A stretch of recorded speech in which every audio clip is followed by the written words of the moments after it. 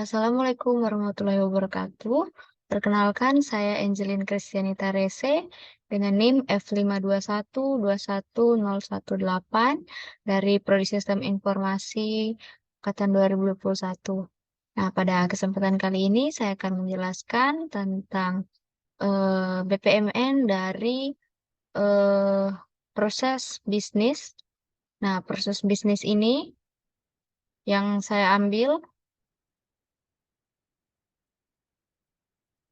Ya, jadi proses bisnis yang saya ambil di sini adalah proses bisnis yang saya dan teman-teman saya pada saat itu melakukan survei di Kabupaten Parigi Mutong, yang mana kami mendata OPD atau organisasi perangkat daerah yang eh, di Parigi Mutong itu memiliki SPBE atau tidak. Jadi kami mendata untuk membuat RPJMD-nya.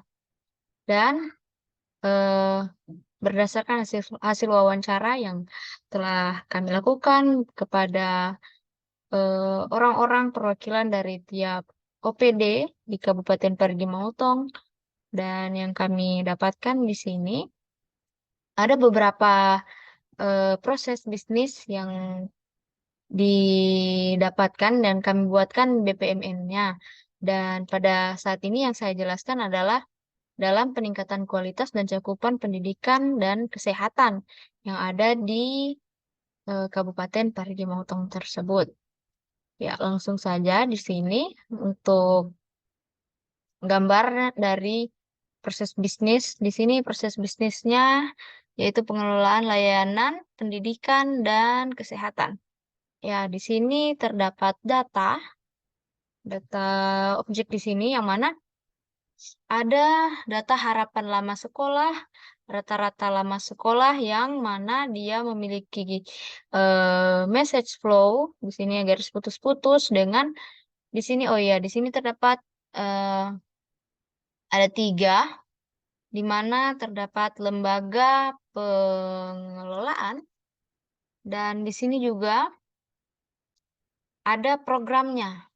Jadi di dalam satu pool atau dalam proses bisnis ini, dalam pengelolaan peningkatan dalam layanan pendidikan dan kesehatan, ada layanan pengelolaannya serta programnya.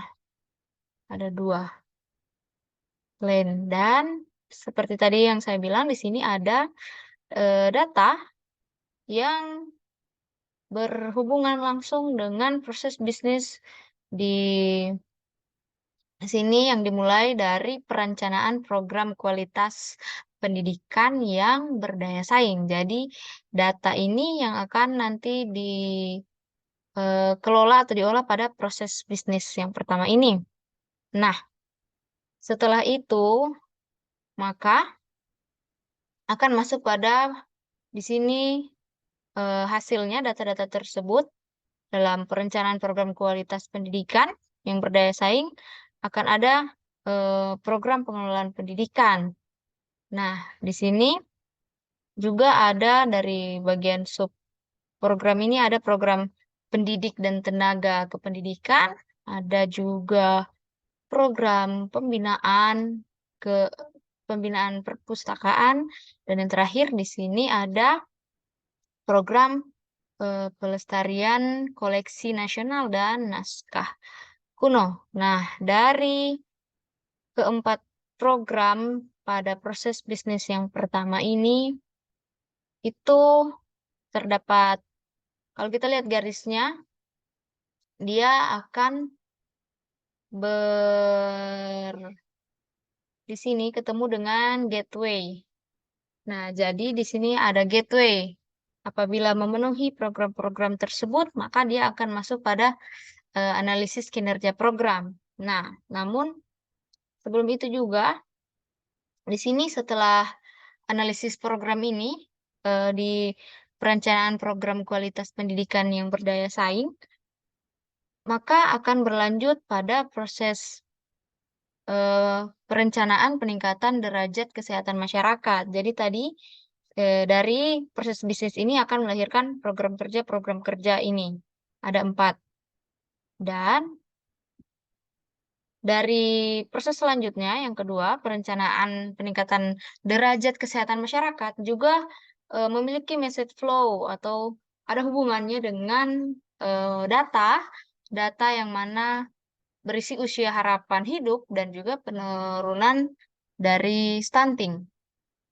Di sini juga tercipta program-program, yaitu pemenuhan upaya kesehatan perorangan dan upaya kesehatan masyarakat, juga program peningkatan kapasitas sumber daya manusia kesehatan, juga program sediaan farmasi, alat kesehatan, dan makanan minuman. Berikut program pemberdayaan masyarakat bidang kesehatan dan yang selanjutnya program pengendalian penduduk, program pembinaan keluarga berencana, dan yang terakhir, program pemberdayaan dan peningkatan keluarga sejahtera.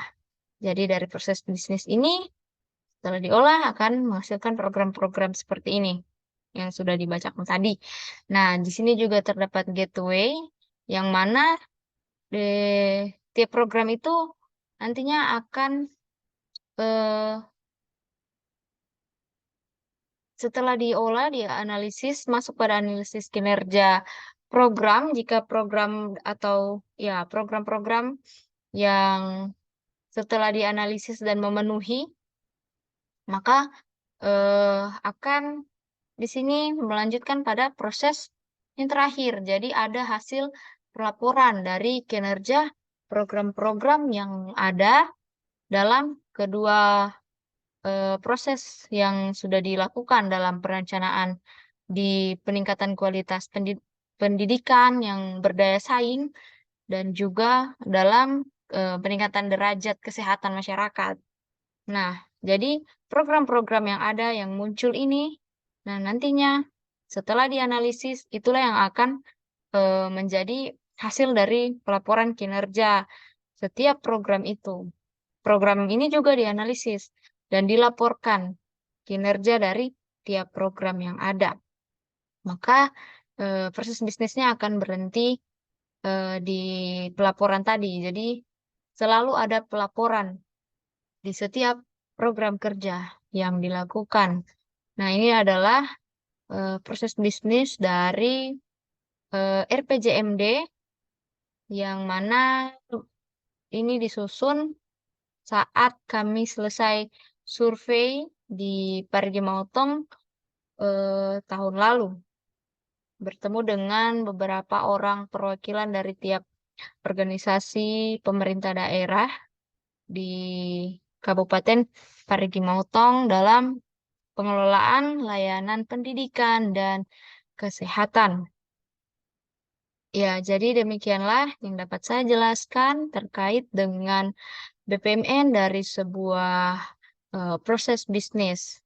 Dan tentunya dengan adanya BPMN ini akan mempermudah dan juga membantu dalam melihat keefektivitas dari proses bisnis yang dilakukan. Dan inilah presentasi dari saya. Kurang dan lebihnya saya mohon maaf. Saya akhiri. Assalamualaikum warahmatullahi wabarakatuh.